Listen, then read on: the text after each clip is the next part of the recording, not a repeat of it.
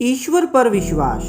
भक्त नामदेव जी की ये कहानी हमें यह प्रेरणा देती है, हमें कभी भी ईश्वर पर से विश्वास नहीं खोना चाहिए, सदैव उस पर विश्वास बनाए रखना चाहिए।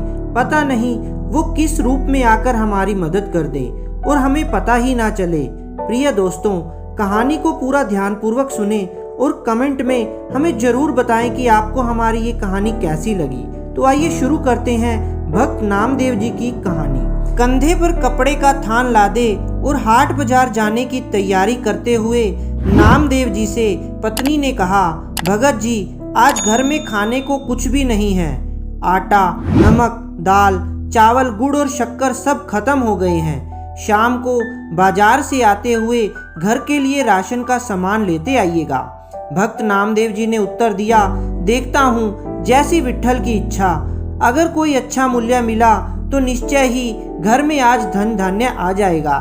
पत्नी बोली, संत जी, अगर अच्छी कीमत ना भी मिले तब भी इस बुने हुए थान को बेचकर कुछ राशन तो ले आना।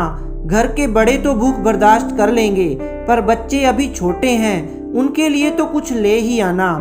जैसे मेरी विट्ठल की इच्छा। ऐसा कहकर भक्त नामदेव जी हाट बाजार को चले गए। बाजार में उन्हें किसी ने पुकारा, वाह साईं, कपड़ा तो बड़ा अच्छा बुना है और ठोक भी अच्छी लगाई है, तेरा परिवार बसता रहे।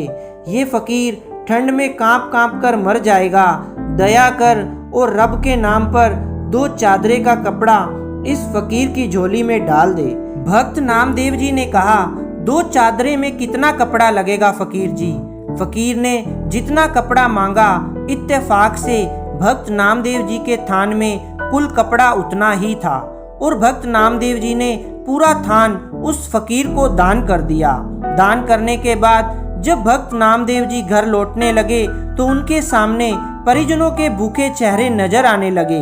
फिर पत्नी की कही बात कि घर में खाने की सब सामग्री खत्म है, दाम कम भी मिले तो भी बच्चों के लिए तो कुछ ले ही आना। अब दाम तो क्या, थान भी दान जा चुका था। भक्त नामदेव जी एकांत में पीपल की छांव में बैठ गए, जैसे मेरे विट्ठल की इच्छा। जब सारी सृष्टि की सार पूर्ति वो प्रभु ही करता है, तो अब मेरे परिवार की सार भी वो ही करेगा। और फिर भक्त नामदेव जी अपने हरि विट्ठल के भजन में लीन हो गए। अब भगवान कहाँ रुकने वाले थे। भक्त नामदेव जी ने सारे परिवार की जिम्मेवारी अब उनके स्पुर्द जो कर दी थी। अब भगवान जी ने भक्त जी की झोपड़ी का दरवाजा खटखटाया। नामदेव जी की पत्नी ने पूछा, कौन है? नामदेव का घर यही है ना? प्रभु ने पूछा। अंदर से आवाज आई, जी यही है, आपको कुछ चाहिए? भगवान सोचने लगे कि धन्य है नामदेव जी का परिवार, घर में कुछ भी नहीं है, फिर हृदय में देने की सहायता की इच्छा है। प्रभु बोले, दरवाजा खोलिए। लेकिन आप कौन? भगवान जी ने कहा, सेवक की क्या पहचान होती है भगतानी? जैसे नामदेव जी विट्ठल के सेवक, वैसे ही मैं नामदेव जी का सेवक हूँ। ये राशन का सामान रखवा लो। पत्नी ने दरवाजा पूरा खोल दिया। फिर इतना राशन घर में उतरना शुरू हुआ कि घर के लोगों की घर में रहने की जगह ही कम पड़ गई। इतना सामान नामदेव जी ने भेजा है, मुझे नहीं लगता। पत्नी ने पूछा। भगवान जी ने कहा, हाँ भगतानी, आज नामदेव का थान सच्ची सरकार ने खरीदा है। जो नामदेव का सामर्थ्य था उसने दे दिया, और अब जो मेरी सरकार का सामर्थ्य है वो चुकता कर रही है। जगह और बताओ। सब कुछ आने वाला है भगत जी के घर में। शाम ढलने लगी थी और रात का अंधेरा अपने पांव पसारने लगा था।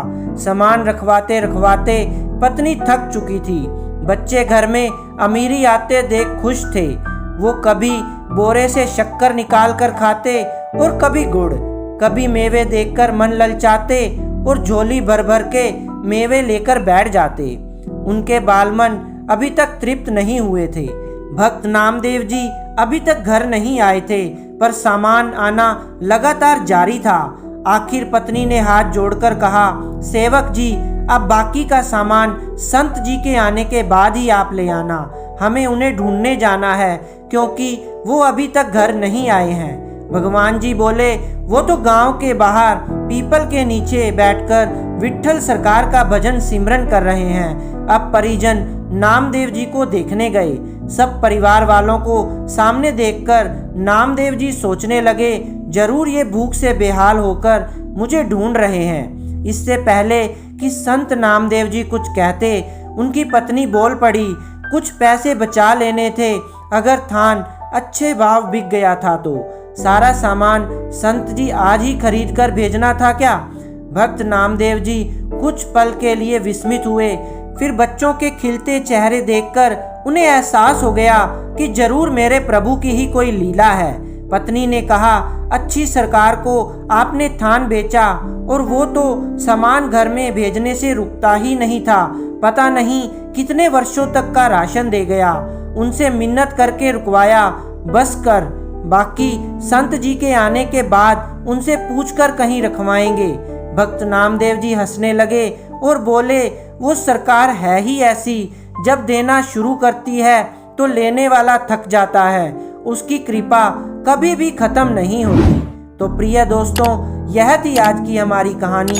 अगर आपको यह कहानी अच्छी लगी हो तो प्लीज़ इस वीडियो को लाइक, शेयर एंड सब्सक्राइब जरूर करें और कमेंट में यह जरूर बताएं कि यह कहानी आपको कैसी लगी।